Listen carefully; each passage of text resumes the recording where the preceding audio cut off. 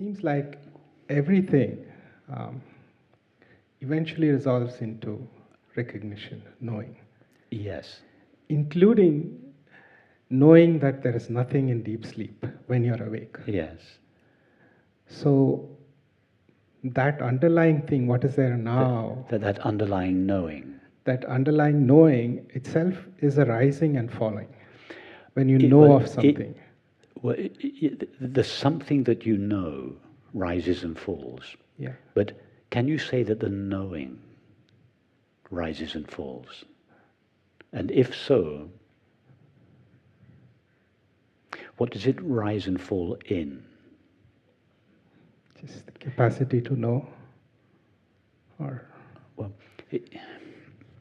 if there is something prior to knowing, knowing, consciousness, awareness, that I use the word synonymously.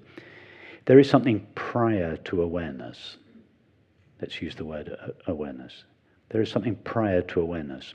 Then awareness must arise out of it. It exists, or it is, prior to awareness. And then awareness, you're suggesting then, arises out of it. So let's imagine what this might be prior to awareness. So imagine that awareness has not yet risen. Yes? And there is this something that we are postulating prior to awareness. What could be known about it? Nothing, because even knowing arises from it. Nothing could be known about it because awareness has not yet risen. And in order for something to be known, it must be known by awareness. Yes. So if awareness has not yet risen, how could this be known? Cannot be known. It couldn't be known. So to postulate that there is something prior to awareness, it is to believe that there is something prior to awareness out of which awareness rises. It's called materialism. That's what materialists believe. There is something prior to awareness, they call it matter, out of which awareness rises, which then knows this stuff called matter. But prior to the arising of awareness, how could matter be known? How could matter be anything other than a belief? Or if we don't want to call it matter, we want to call it something else. Well, whatever it might be, how could it ever be verified? It couldn't. It would always remain a belief. Why postulate something prior to awareness? Well, why not just go all the way back, as far back as you can go in your experience? Why would you imagine there is something behind that if you can't verify it? It's just it's not about matter. It's just that it feels like just a potential. I'm because of deep sleep. I can't confirm anything in deep sleep. I can only confirm everything when something arises.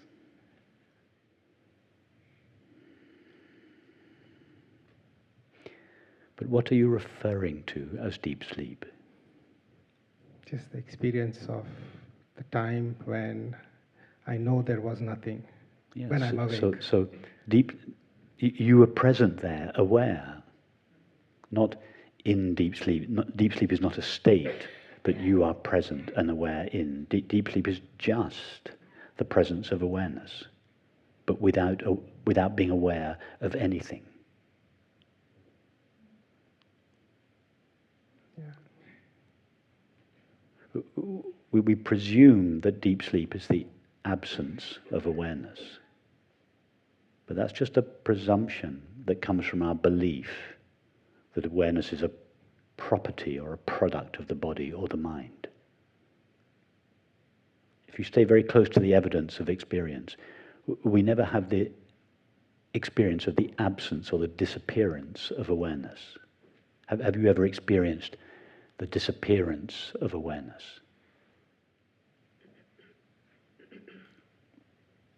No, I can only say it when I'm awake, because I then say, okay, I know that there was nothing when I was asleep.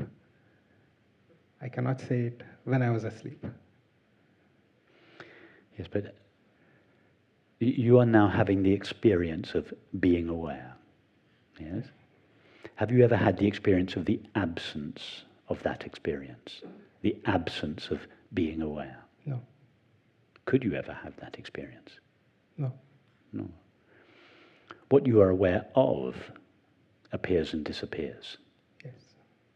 But the experience of being aware itself is the one consistent element of experience.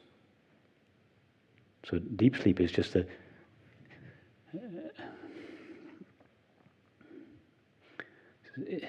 start the other way. Instead, you see, we tend to think of the waking state as the natural state, and then the dream state is a kind of distorted version of the waking state, and then deep sleep is even more is even further removed from the natural state, the natural state, the state in which reality is perceived most accurately. Think of it the other way around. Think of deep sleep as the primary condition, the fact of simply being aware. And that when thoughts and images are added to that, we call it the dream state. And when sensations and perceptions are added to that, we call it the waking state. And that the waking state is thus the state that is furthest removed from reality, not the state in which reality is most clearly known. It is the state in which reality is most veiled.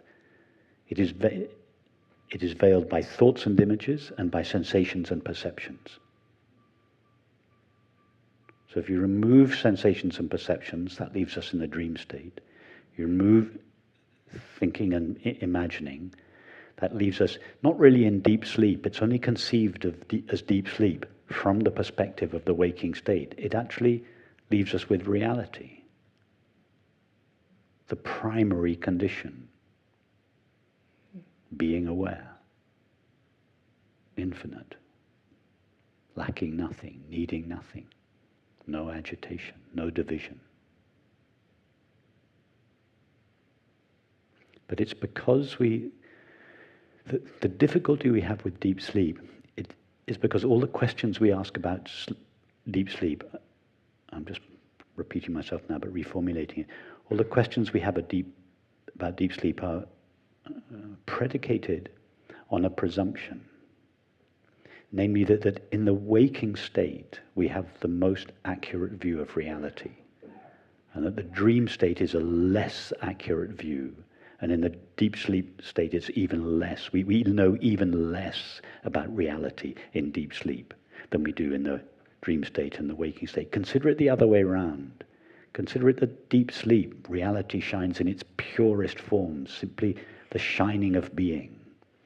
And that is coloured by thoughts and images, and further coloured by sensations and perceptions, so that when we come to the waking state, what we are seeing is not really a distortion of reality, but a very limited view of reality that is limited by the filter of perception through which we perceive it. Yeah, but you wouldn't know it, right? That when you are in deep sleep, Right? you wouldn't know it. I mean, you said shining of awareness. Yes, In deep sleep. it knows itself, but not in subject-object relationship.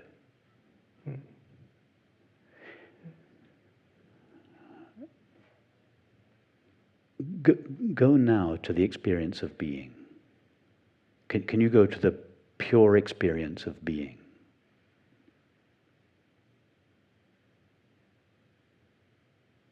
Yes? Okay, you fell deeply asleep just then.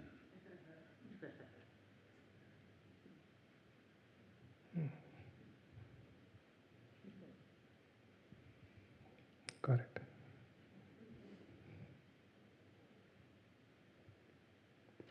That's really what meditation is, just falling asleep whilst remaining awake.